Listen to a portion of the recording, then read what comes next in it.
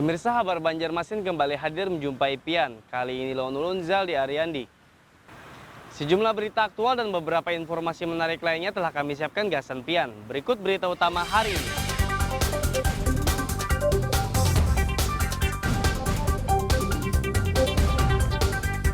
Tiga rumah yang berdiri di lahan sengketa jembatan HKSN dibongkar.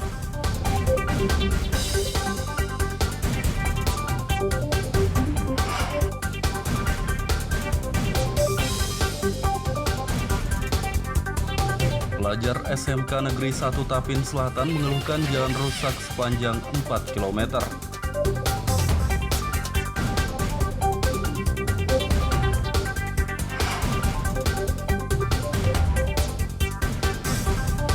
Ratusan murid SD di Kabupaten Banjar ikuti vaksinasi COVID-19.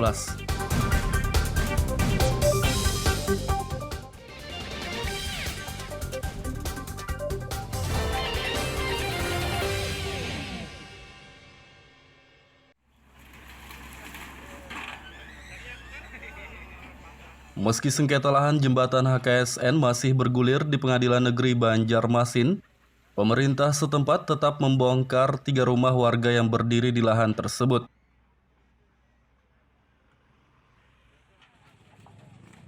Pembongkaran rumah dilakukan oleh Satpol PP Kota Banjarmasin dan dikawal TNI Polri pada Jumat pagi. Pemerintah Banjarmasin juga menggunakan alat berat untuk merobohkan ketiga rumah tersebut.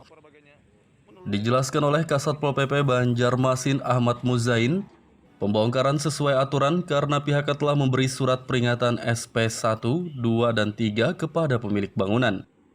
Menurutnya pembongkaran berjalan dengan lancar dan tidak ada kendala. Walaupun sudah sebagian dibongkar, tapi belum selesai. Ya pada hari ini kita sesuai dengan aturan yang berlaku kita laksanakan pembongkaran tersebut. Karena memang untuk pelaksanaan pembangunan juga perlu batas waktu yang sehingga pada hari ini kami bersama-sama dari Satpol kemudian TNI Polri melakukan upaya pembongkaran untuk lokasi yang ada di Asisten 2 Setdako Banjarmasin Doyo Putjadi mengatakan, pembongkaran dilakukan untuk mempercepat penyelesaian proyek jembatan HKSN. Kalau ini nggak dipasang-pasang, waktu 50 hari akan habis, akan berjalan terus. Kapan startnya? Ada kemungkinan perpanjangan kontrak, Pak? Sudah, 50 hari. Cuma 50 hari sudah mulai jalan ini. Tapi mulai yang pantai belum dipasang-pasang, akan habis waktunya.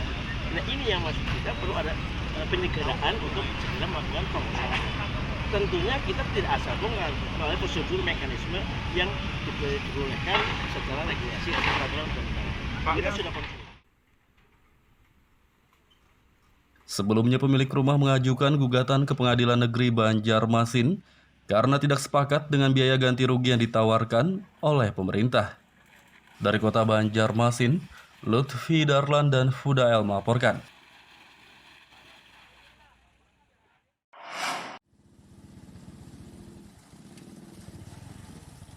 Pelajar Sekolah Menengah Kejuruan SMK Negeri 1 Tapin Selatan mengeluhkan jalan rusak. Terpantau akhir pekan lalu, jalan Sragen di Desa Sawang, Kabupaten Tapin itu rusak sepanjang kurang lebih 4 km. Kerusakan akses utama menuju SMK Negeri 1 Tapin Selatan tersebut diduga akibat sering dilintasi angkutan bertona seberat dari salah satu perusahaan. Salah satu pelajar, Nazarullah, mengatakan kerusakan jalan terjadi sejak setahun terakhir. Menurutnya jalan ini bakal berlumpur dan sulit dilalui jika hujan turun. Kira-kira mulai sudah setahunan. Setahunan ini. Kesulitan lah melewati jalannya. Mungkin lumayan susah apalagi kalau habis hujan gitu. Kalau habis hujan kayak apa kondisinya? Ya kalau habis hujan sangat Becek lah. sangat becek lah. Ini mulai muka sampai sekolahan kan ini rusaknya. Mungkin kalau dari jalan Sragen ya dari depan gitu. Kurang lebih berapa kilo nih? Kurang lebih ya 4 kiloan ya. Dari Sragen dari luar jalan raya. Oke, harapannya apa? Harapannya apa? Harapan kami ya secepatnya lah ditangani supaya kami lebih mudah dalam melakukan belajar lah. di pembelajaran. Kepala Dinas PUPR Kabupaten Tapin Yustan Azidin saat dihubungi melalui panggilan telepon membenarkan angkutan bertona seberat dari salah satu perusahaan menggunakan jalan tersebut untuk proyek nasional. Ia akan berkoordinasi dengan pihak perusahaan agar memperbaiki jalan tersebut. Dari Kabupaten Tapin, Lutfi Darlan dan Abdillah melaporkan.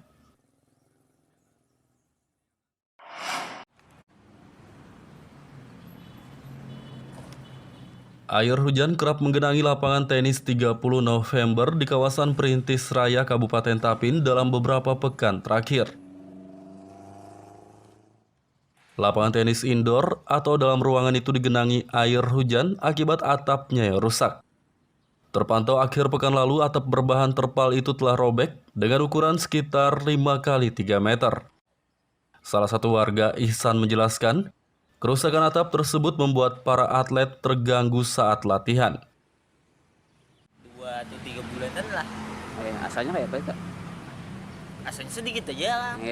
Itu beberapa hari ini lah. Udah nih. Ini yang berparah itu. Iya. Anjir, kasihan buahnya tak higas itu main. Oh, jadi tetap digunakan lagi sebenarnya? Biasa main aja buahnya. Sebelah sana kan kada basah di bawah. Iya. Tapi ini basah tuh malah. Basah. Harapannya kayak apa nih untuk lapangan ini? Ya dibaiki aja kan ibaratnya gesan nyaman fasilitas main atlet-atletnya. Ada juga kan apa juga untuk kebanggaan daerah gitu. Ya. Semua dari desain awal sampai penyerahan itu kami tidak terlibat langsung karena PUPR lah yang melaksanakan itu. Nah, tapi karena sifatnya Satgas olahraga dan diserah terimakan ke kita, kami menerima pada saat itu dengan catatan-catatan untuk dilaksanakan perbaikan-perbaikan sebelum dilaksanakan penyerahan. Nah, ini kan artinya sudah jadi bahan pembicaraan baik atlet maupun masyarakat. Karena itu Satgas olahraga ya tentu Dispora yang harus bertanggung jawab. Dalam hal ini, karena kami fasilitasi olahraga itu di bawah kami akan coba dengan orang-orang teknis kami untuk memperbaiki lah. Pada dasarnya apapun yang terjadi, kita tidak berbicara masa lalu. Fasilitas olahraga yang kami terima akan kami pelihara dan akan kami perbaiki sesuai dengan ketentuan dukungan APBD terhadap DPA. Dispora Tapin akan memperbaiki atap lapangan tenis ini agar tidak lagi tergenang air hujan. Dari Kabupaten Tapin, Lutfi Darlan dan Abdillah melaporkan.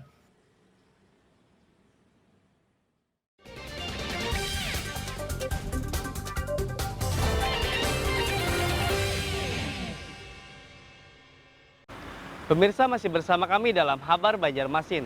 Gasan Pian yang hanya bergabung, berikut berita Banjarmasin utama hari ini.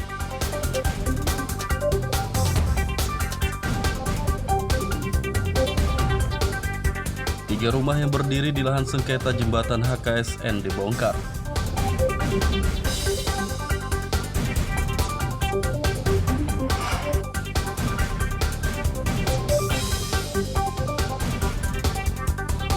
Pelajar SMK Negeri 1 Tapin Selatan mengeluhkan jalan rusak sepanjang 4 km.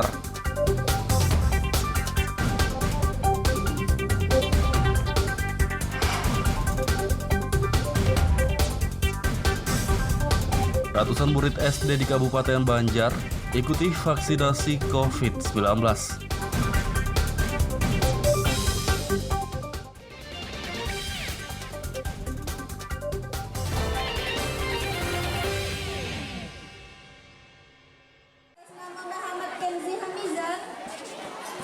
Vaksinasi anak usia 6 hingga 11 tahun mulai digelar di Kabupaten Banjar pada akhir pekan lalu. Vaksinasi digelar di Sekolah Dasar SD Negeri Jawa 2, kawasan Sungai Sipai, Martapura. Kegiatan diikuti ratusan murid SD dengan didampingi orang tua mereka. Vaksinasi dosis pertama ini menggunakan vaksin Sinovac yang dosisnya telah disesuaikan. Kepala Dinas Pendidikan Banjar, Liana Penny, mengatakan, vaksinasi anak usia 6 hingga 11 tahun akan digelar selama 3 bulan dengan target sekitar 35.000 murid SD. Siswa sekolah dasar di Kabupaten Banjar usia 6-11 tahun itu sekitar 35.000. Hari ini pertama kali dilaksanakan, tadi malam berkoordinasi dengan Polres Banjar.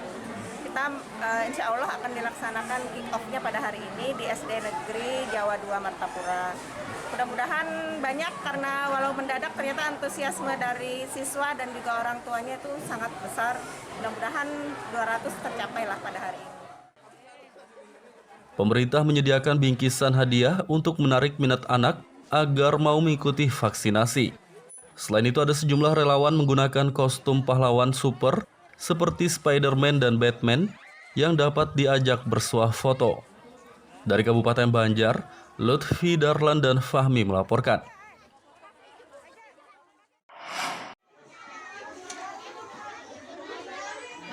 Tidak hanya di Kabupaten Banjar, vaksinasi anak usia 6 hingga 11 tahun juga digelar di Kabupaten Kota Baru pada akhir pekan lalu. Namun sayangnya vaksinasi yang diselenggarakan di SDN 2 dan 6 Dirgahayu tersebut minim stok. Kepala Dinas Kesehatan Kabupaten Kota Baru Suprapti menjelaskan, stok vaksin Sinovac di tempatnya mulai habis. Pihaknya pun meminta bantuan dari Lanal Kota Baru agar vaksinasi anak tetap berjalan.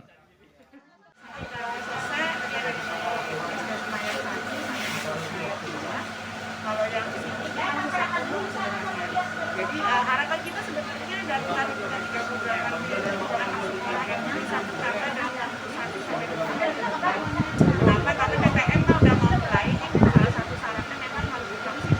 Kebetulan memang di Dinas Kesehatan itu udah kehabisan vaksin Sinovac. Nah, karena kawan-kawan di Lanal memang masih produksi Sinovac, bekerjasama dengan kawan-kawan Lanal untuk pelaksanaan vaksin anak-anak sekolah. Jadi mudah-mudahan dari mereka masih punya sisa vaksin itu bisa kita manfaatkan maksimal untuk pelaksanaan vaksin anak-anak sekolah. Nah, kalau vaksin anak tentunya lebih ribet dibandingkan vaksin anak pada dewasa karena pasti harus didampingin sama orang tua. Dan mungkin tidak didampingin kan, jadi mungkin nanti pengaturannya lebih ke sekolah. Jadi sekolah ngatur masuknya seperti apa, keluarnya seperti apa, jadi biar tidak terkumpul. Vaksin hari ini kita alhamdulillah dibantu oleh TNI untuk membantu percepatan vaksin khususnya pada anak usia 6 sampai 12 tahun. Harapannya ke depan supaya kita ini bisa mencapai 100% khususnya memberikan satu perlindungan bagi anak-anak karena ke depan tantangan kita sudah mulai untuk pelajaran tatap muka seperti itu. Berapa vaksin tadi yang ini? Kurang lebih pelaksanaan sekitar 500 vaksin. Saat ini masih sedang berjalan. Untuk targetnya per hari? Target per hari bisa mungkin sekitar 200 atau 300 yang pasti untuk menyisir sekolah-sekolah. Harapannya untuk COVID ini semoga kita bisa berdampingan dalam arti tidak saling takut, tetapi kita mempersiapkan diri ini dengan imunitas dan dengan protokol kesehatan yang optimal. Vaksinasi anak usia 6 hingga 11 tahun di Kabupaten Kota Baru digelar setiap hari selama beberapa bulan dengan target 200 hingga 300 murid SD perharinya. Dari Kabupaten Kota Baru, Lutfi Darlan dan Fauji Rahman melaporkan.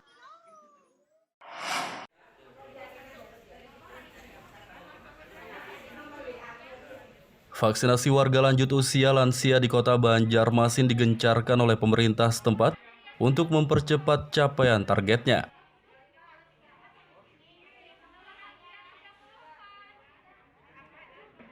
Pemerintah pusat menargetkan vaksinasi lansia 60% pada akhir tahun 2021 lalu.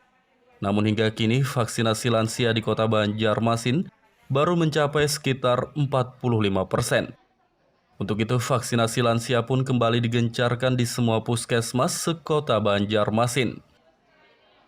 Melaksanakannya karena petugas kita dari TNI, Polri, Babinsa, Bingkamtibmas, Puskesmas itu siap gitu, tetapi ada lansia itu yang harus diberikan pengertian bahwa untuk apa mereka divaksin.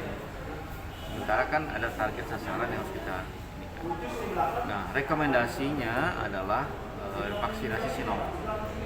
Dan kita masih punya cadangan sekitar 6.500-an di Puskesmas, kemudian lagi tadi di TPT juga masih ada, kemudian di Dokesnya Polda, Polresta Banjarmasin juga masih ada. Rencananya vaksinasi lansia juga digelar secara jemput bola dan ada pembagian sembako untuk menarik minat warga lansia agar mau divaksin. Dari Kota Banjarmasin, Lutfi Darlan dan Fudael melaporkan.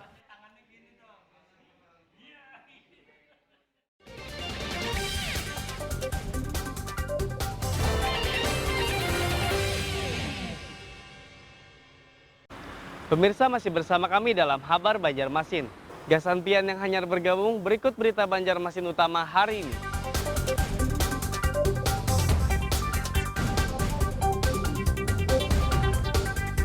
Tiga rumah yang berdiri di lahan sengketa jembatan HKSN dibongkar.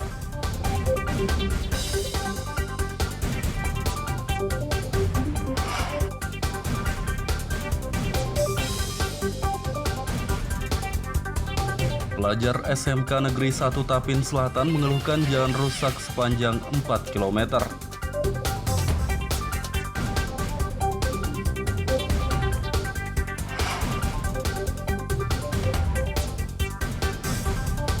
Ratusan murid SD di Kabupaten Banjar ikuti vaksinasi COVID-19.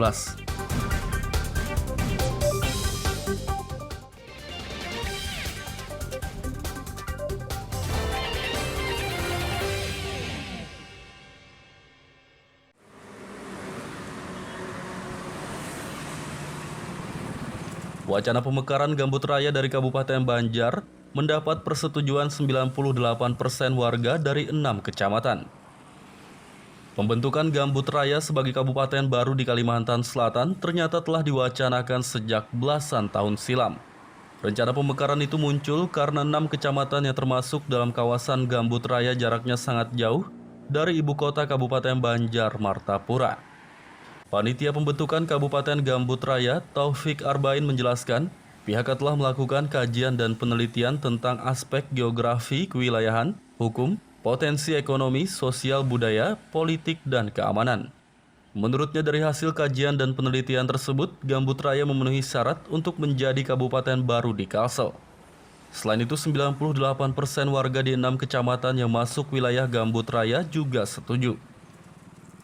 Di tahun pertama kami diberikan kepercayaan untuk melakukan riset sebagaimana kelaziman yang dilakukan oleh kementerian terhadap sebuah kabupaten yang ingin dimekarkan. Maka syarat-syaratnya itu salah satunya adalah meneliti dari aspek kajian hukum. Yang kedua meneliti aspek potensi ekonomi, PDRB, kemudian fiskal. Nah, yang ketiga adalah terkait dengan sosial, budaya, politik, dan keamanan. Dan yang keempat adalah terkait soal demografi dan kewilayahan terkait dengan lokasi dan jaringan-jaringan spasial. Nah, ini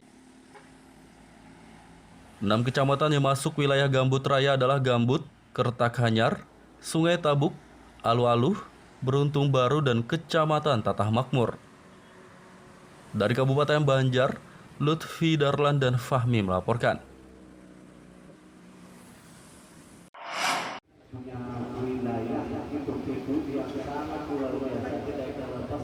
Puluhan peserta ikuti kejuaraan catur yang digelar oleh Persatuan Catur Seluruh Indonesia Percasi Kabupaten Batola.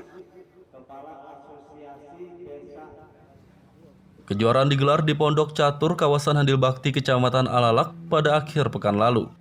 Kegiatan diikuti 75 peserta dari berbagai kecamatan se-Kabupaten Batola. Ajang ini menyediakan hadiah jutaan rupiah bagi pemenang dan hadiah undian kipas angin bagi peserta yang beruntung. Dan ini merupakan antusias masyarakat, pertama dalam bermain catur dan juga antusias dari sekelompok warga untuk merayakan hari jadi Kabupaten Baritokuala. Harapan kita tentu saja event ini dilakukan secara berkala. Tentu saja dengan melibatkan Percasi Kabupaten Baritokuala dan melibatkan entah pihak manapun selama itu tidak mengikat halal dan tidak mengikat, baik pihak swasta atau pemerintah, karena kita membutuhkan buat bibit-bibit catur Batola, baik itu yang muda atau yang senior untuk berprestasi. Ketua Panitia Ibram Shah menjelaskan, kejuaraan catur digelar untuk memperingati hari jadi ke-62 Kabupaten Batola. Kejuaraan catur dan turnamen Desa Kabupaten Kuala dalam rangka hari ulang tahun Kabupaten Kuala yang ke-62 tahun 2002 di Kecamatan Alalan. Tujuannya adalah untuk mencari bibit-bibit baru, kemudian merangking pecatur-pecatur yang ada di Kabupaten Kuala, yang mana tujuannya untuk meningkatkan prestasi dan juga untuk memilih orang-orang yang bisa mewakili pecatur-pecatur. Untuk pesertanya targetnya berapa? Selain memperingati Hari Jadi Kabupaten Batola, kejuaraan catur juga digelar untuk mencari bibit-bibit atlet muda berbakat. Dari Kabupaten Batola, Lutfi Darlan dan Ibrahim melaporkan.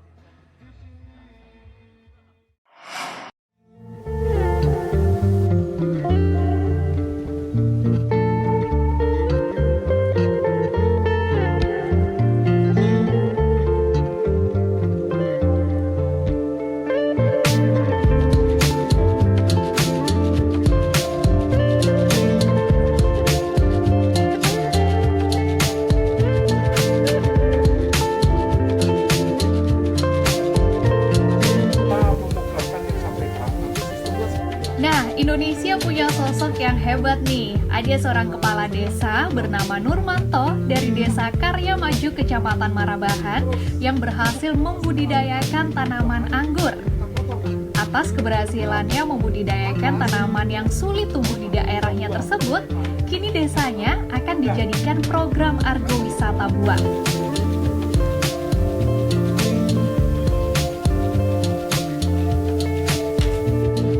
Keberhasilan Nurmanto membudidayakan tanaman anggur awalnya dicoba di Kota Banjarbaru.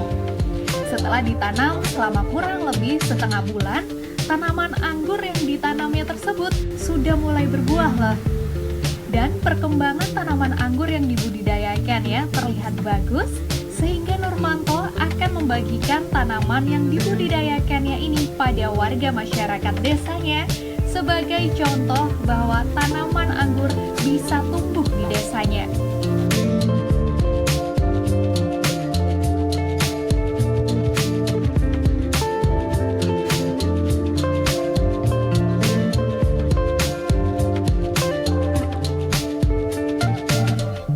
Untuk membasmi hama, Nurmanto tidak menggunakan bahan kimia. Ia menanam tumbuhan hutan yakni kantong semar sebagai insektisida alami untuk tanaman anggurnya.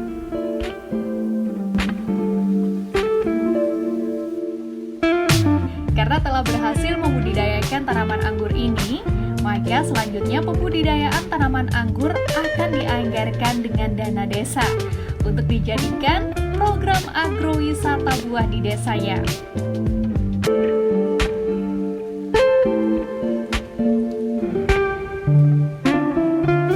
Kami terapkan di Banjarbaru setelah buah, langsung kita terapkan di Desa Karya Maju. Tujuannya yaitu untuk meningkatkan kesejahteraan masyarakat. Nah, dengan itu alhamdulillah ada program yang namanya agrowisata. Kebetulan sekali akhirnya masuklah di situ. Kami tahun 2020 itu sudah menyantangkan 1 hektar itu adalah kebun anggur, baik itu jenis dari Opena, Belgia, dan macam-macam. Nah di situ itu nanti untuk petik anggur bersama, khususnya kita buka untuk umum di desa kami. Namun kami juga akan menerobos untuk pembuatan, karena kemarin kami studi banding di Jogja, jadi di sana ada kampung anggur.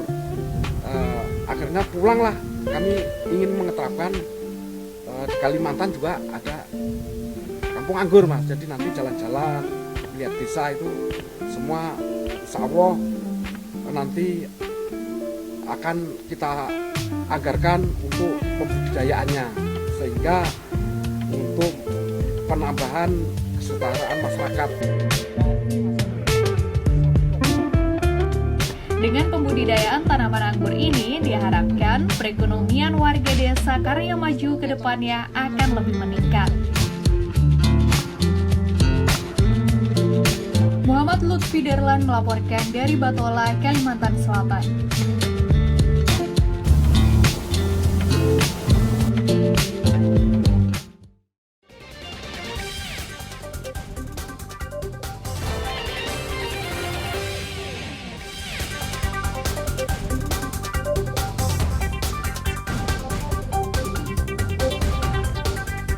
Tiga rumah yang berdiri di lahan sengketa jembatan HKSN dibongkar.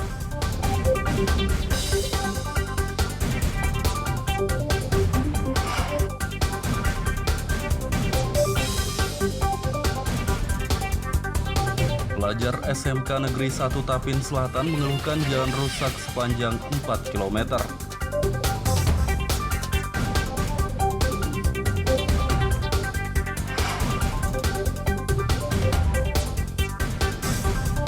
Ratusan murid SD di Kabupaten Banjar ikuti vaksinasi COVID-19.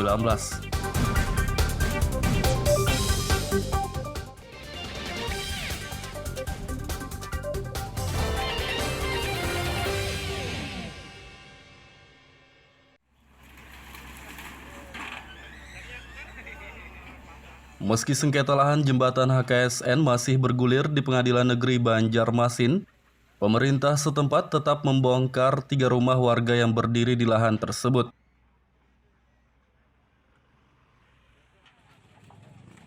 Pembongkaran rumah dilakukan oleh Satpol PP Kota Banjarmasin dan dikawal TNI Polri pada Jumat pagi. Pemerintah Banjarmasin juga menggunakan alat berat untuk merobohkan ketiga rumah tersebut. Dijelaskan oleh Kasatpol PP Banjarmasin Ahmad Muzain, pembongkaran sesuai aturan karena pihaknya telah memberi surat peringatan SP 1, 2, dan 3 kepada pemilik bangunan. Menurutnya pembongkaran berjalan dengan lancar dan tidak ada kendala. Walaupun sudah sebagian dibongkar, tapi belum selesai. Ya pada hari ini kita sesuai dengan aturan yang berlaku, kita laksanakan pembongkaran tersebut. Karena memang untuk pemberlasan pembangunan juga perlu waktu yang saja. Pada hari ini kami bersama-sama dari Satpol, kemudian TNI Polri melakukan upaya pembongkaran untuk lokasi yang ada di Asisten 2 Setdako Banjarmasin Doyo Putjadi mengatakan, pembongkaran dilakukan untuk mempercepat penyelesaian proyek jembatan HKSN. Kalau ini nggak dipasang-pasang, waktu 50 hari akan habis, akan berjalan terus. Kapan startnya? Ada kemungkinan perpanjangan kontrak, Pak? Sudah, 50 hari. Cuma 50 hari sudah mulai jalan ini. Tapi mulai yang pantai belum dipasang-pasang, akan habis waktunya. Nah ini yang maksud kita perlu ada penyegeraan untuk segera melakukan pembangunan. Tentunya kita tidak asal bongkar melalui prosedur mekanisme yang dibolehkan secara regulasi atau peraturan undang-undang. Kita sudah kontrol. Sebelumnya pemilik rumah mengajukan gugatan ke Pengadilan Negeri Banjarmasin karena tidak sepakat dengan biaya ganti rugi yang ditawarkan oleh pemerintah. Dari Kota Banjarmasin, Lutfi Darlan dan Fudael melaporkan.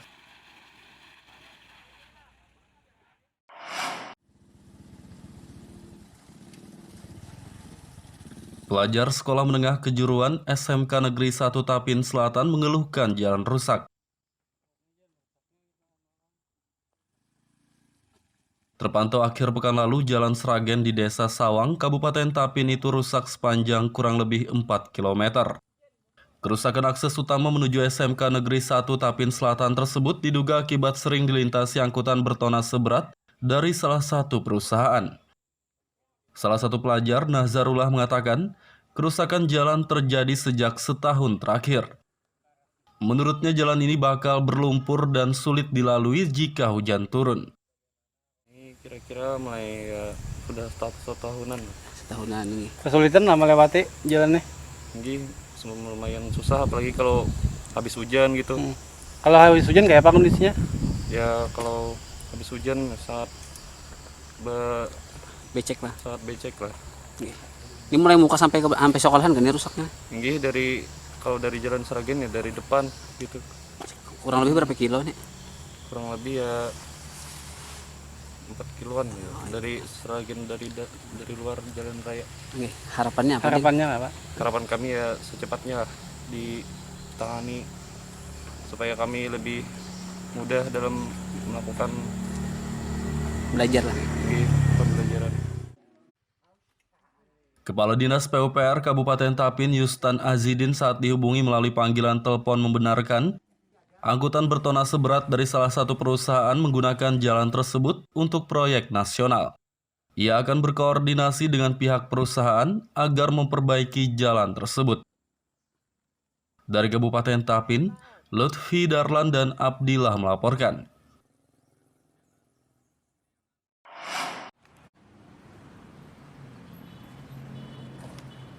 Air hujan kerap menggenangi lapangan tenis 30 November di kawasan Perintis Raya Kabupaten Tapin dalam beberapa pekan terakhir.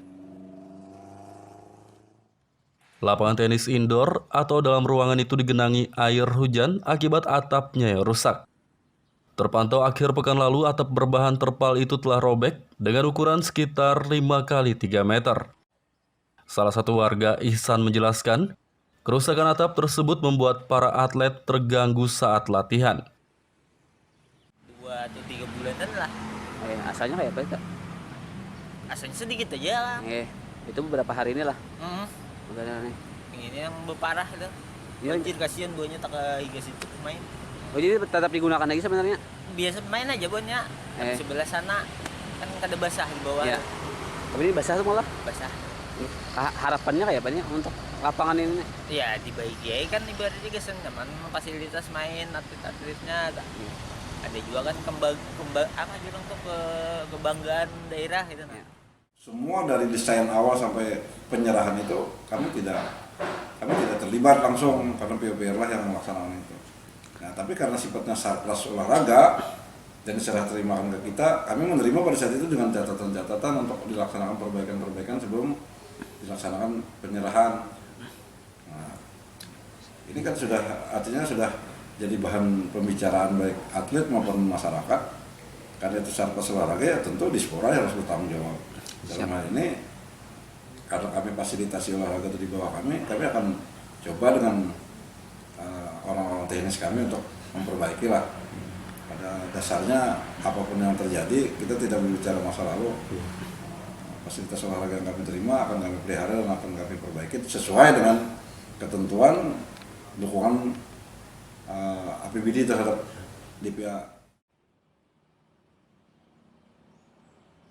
Dispora Tapin akan memperbaiki atap lapangan tenis ini agar tidak lagi tergenang air hujan. Dari Kabupaten Tapin, Lutfi Darlan dan Abdillah melaporkan. Pemirsa, informasi tadi sekaligus menutup perjumpaan kita kali ini. Ulun Zaldi Ariandi lawan buan redaksi mengucapkan selamat beraktivitas, sampai jumpa.